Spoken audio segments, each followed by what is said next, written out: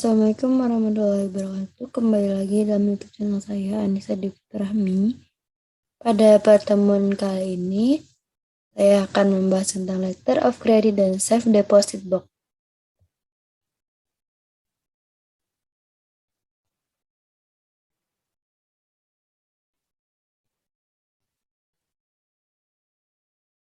Pada pertemuan kali ini ada 4 konten yang akan saya bahas. Yang pertama, pengertian safe deposit box dan letter of credit.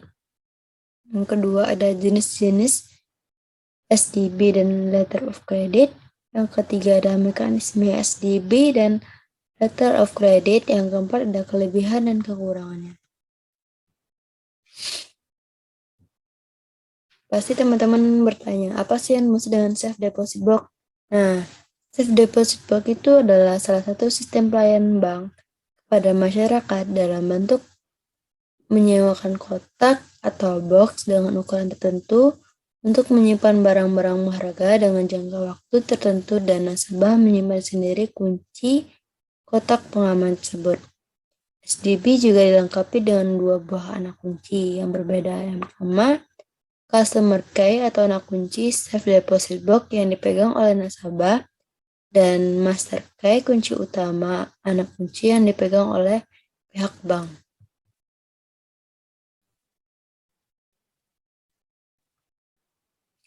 Nah, selanjutnya ada dokumen-dokumen yang bisa disimpan dalam safe deposit box. Yang pertama, ada sertifikat tanah, yang kedua ada saham, yang ketiga ada sertifikat deposito, yang keempat surat perjanjian, yang kelima obligasi, yang keenam surat nikah, yang ketujuh akta kelahiran, 8 paspor, yang ke-9 surat atau dokumen lainnya.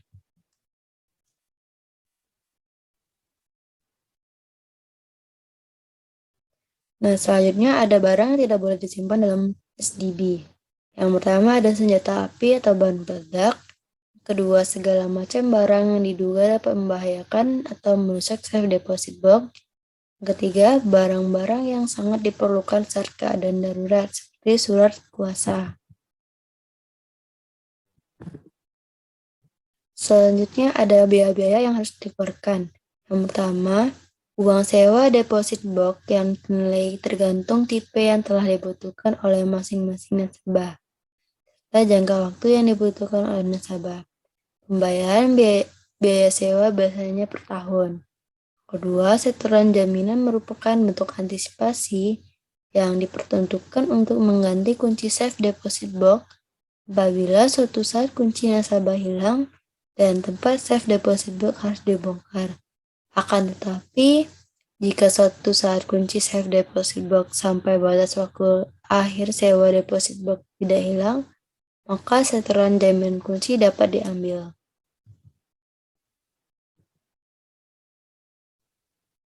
Selanjutnya ada syarat kontrak SDB. Yang pertama, penyewa harus jujur menurut penilaian bank bersangkutan.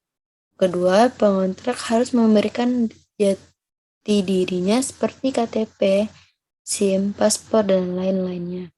Yang ketiga, penyimpanan dan pengembalian barang simpanan hanya dapat dilakukan oleh pengontrak atau penyewa safe deposit box. Yang keempat, ada penyimpanan dan pengambilan barang simpan harus sesuai dengan prosedur yang ditetapkan oleh bank yang bersangkutan.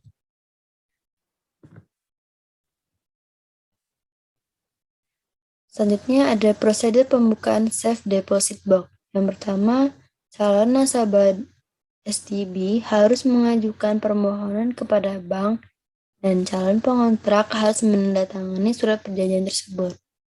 Yang kedua, pengontrak atau penyewa safe deposit box harus membayar terlebih dahulu uang kontrak atau sewa. Yang ketiga, ada pengontrak harus mengembalikan kunci box apabila kontraknya habis, dan apabila pengontrak atau penyewa meninggal dunia, yang berhak mengambil simpanan adalah ahli warisnya yang sah. Berikutnya ada hal-hal yang perlu diperhatikan oleh nasabah. Yang pertama, adanya biaya yang dibebankan kepada penyewa, antara lain uang sewa, uang jaminan kunci, dan denda keterlambatan pembayaran sewa. Yang kedua, tidak menyimpan barang-barang yang dilarang Safe deposit box. Yang ketiga, menjaga agar kunci yang disimpan nasabah tidak hilang atau disalahgunakan oleh pihak lain. Yang keempat, ada memperhatikan barang-barang yang disimpan bila waktu diperlukan oleh bank.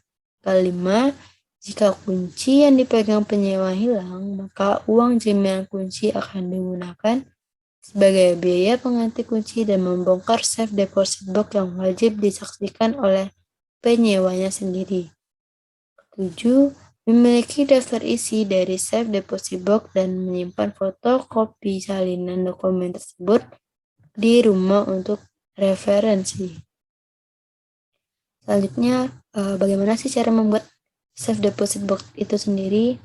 Yang pertama, teman-teman bisa melihat dari gambar yang telah saya lampirkan pada PPT di sini. Yang pertama, nasabah datang langsung ke bank dengan membawa KTP, SIM, paspor, KIMS atau KITAS yang masih berlaku. Yang kedua, nasabah mengisi form yang telah disediakan oleh lembaga.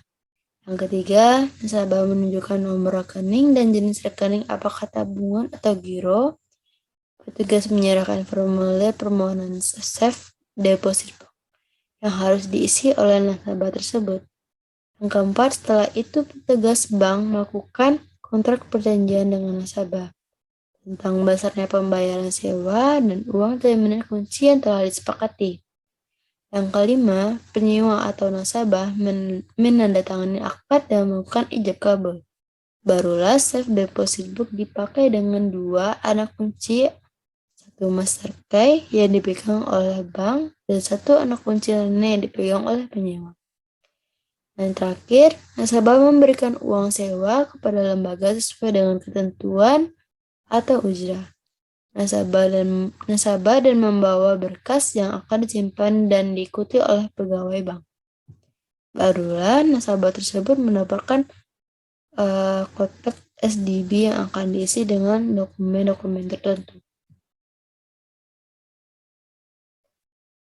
Tentu ada keuntungan dari yang kita dapat dalam menggunakan safe deposit box. Yang pertama, keuntungan bagi lembaga yang mengadakan layanan jasa SDB kepada nasabah. Yang pertama, memperoleh jasa biaya sewa yang telah disetorkan oleh masyarakat atau nasabah ke lembaga. Kedua, mendapatkan biaya yang mengendap dari nasabah melalui biaya setoran jaminan dalam jangka waktu tertentu. Sedangkan nasabah tersebut juga mendapatkan keuntungan. Yang pertama, terjaminnya kerahasiaan isi dari SDB yang nasabah simpan, karena lembaga tidak perlu tahu isi dari SDB selama tidak melanggar aturan yang telah ditentukan sebelumnya. Yang kedua, terjaminnya benda berharga atau dokumen dari beberapa ancaman, seperti halnya kebakaran atau pencurian. Yang ketiga, dengan adanya SDB, masyarakat atau nasabah akan sering mengunjungi lembaga terkait. Dan secara tidak langsung, nasabah akan membeli salah satu produk dari lembaga itu. Itu semua merupakan jenis pelayanan dari lembaga ke nasabah atau masyarakat.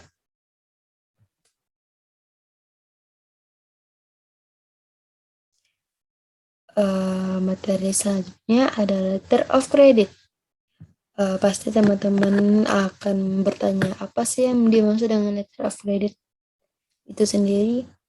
Nah, letter of credit itu adalah surat pernyataan yang dikeluarkan oleh sebuah bank setelah adanya permintaan dari seorang importir yang ditunjukkan kepada eksportir dengan perantara bank sebagai pihak ketiga yang akan melakukan pembayaran. Nah, mungkin dari pengertian ini teman-teman masih bingung apa yang dimaksud dengan letter of credit. Selanjutnya saya akan menerangkan tentang fungsi.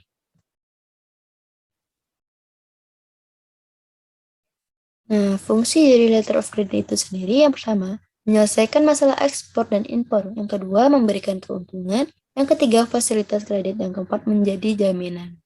Nah, mungkin teman-teman dapat arti dari letter of credit itu. Apa jika belum, saya akan menjelaskan tentang pihak-pihak yang terkait dalam letter of credit. Nah, pihak-pihak yang pertama itu ada aplikan. Aplikan itu adalah orang yang memohon atau pembuka letter of credit. Yaitu pihak yang meminta dan memerintahkan kepada bank untuk membuka letter of credit untuk keuntungan penerima atau penjual barang. Yang kedua, ada beneficiary, yaitu penjual atau eksportir yang diberi hak untuk menarik sejumlah uang yang setelah dalam letter of credit dengan memenuhi semua persyaratan yang diminta atau pihak mendapatkan manfaat dari terbitnya letter of credit. Yang ketiga, ada opening atau issuing bank. Itu bank yang membuka letter of credit untuk kepentingan beneficiary di dalam letter of credit ditentukan persyaratan yang diminta oleh pembuka. Persyaratan yang mana dipenuhi oleh beneficiary.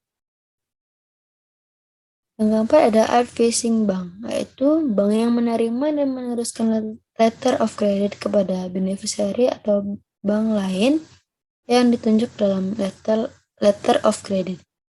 Yang kelima ada negotiating bank, yaitu bank yang mengambil alih dokumen yang dipersyaratkan dalam bentuk letter of credit atau menegosiasi mengambil alih, membayar terlebih dahulu kepada beneficiary atas dokumen yang disyaratkan dalam letter of credit, dan kemudian menagih atau menembus kepada bank dengan mengirimkan dokumen yang telah diambil.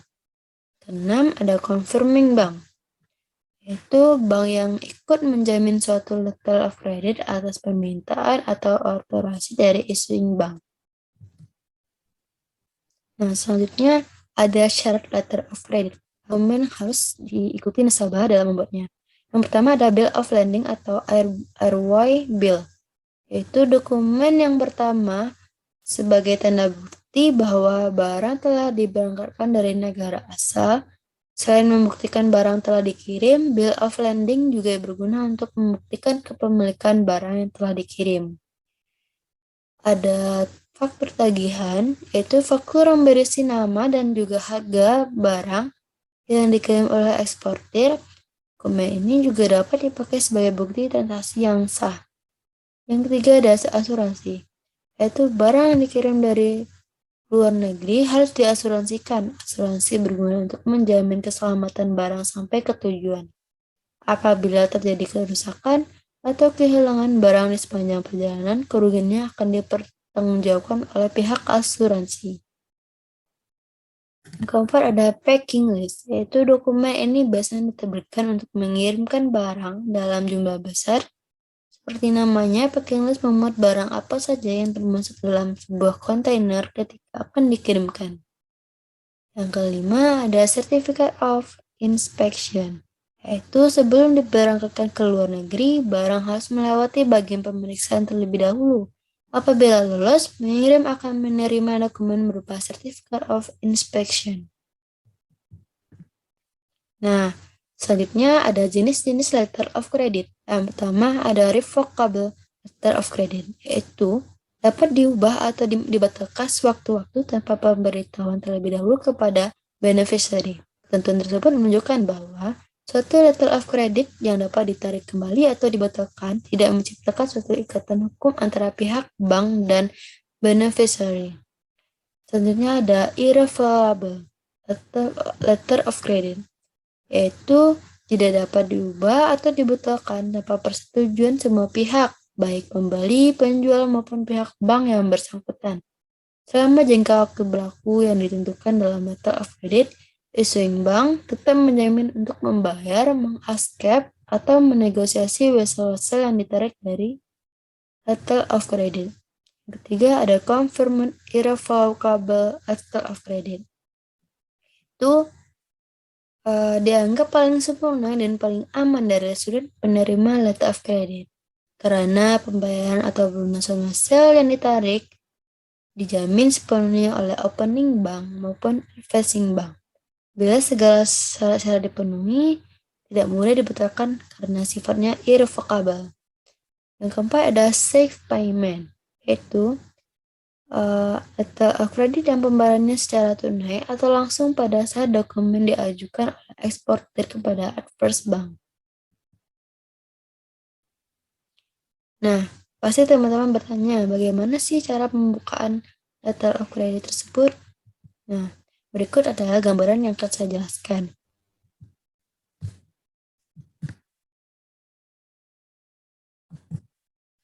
Nah, yang pertama, perjanjian tentang cara pembayaran dengan letter of credit oleh importer dan eksportir. Yang kedua, importer membuka letter of credit bank di negaranya dengan misi permohonan. Yang ketiga, issuing bank menandatangani letter of credit tersebut sebagai jaminan pembayaran kepada eksportir. Demikian pula sebaliknya, importer akan menjamin pula semua pembayaran yang dilakukan oleh bank. Yang keempat, dengan diterbitkan letter of credit tersebut, berarti kredit telah tersedia bagi importer untuk mengimpor barang dari ekspor.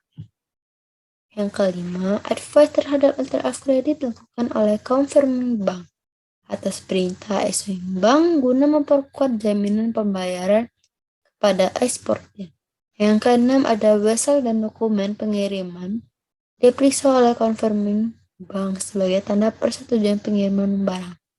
Yang ketujuh, ada wesel dan dokumen tersebut oleh confirming bank dikirim kepada issuing bank. Setelah wesel tersebut ditandatangani oleh issuing bank, maka barang dapat dikeluarkan dari pelabuhan dan dikirimkan kepada importer setelah menandatangani terms receipt.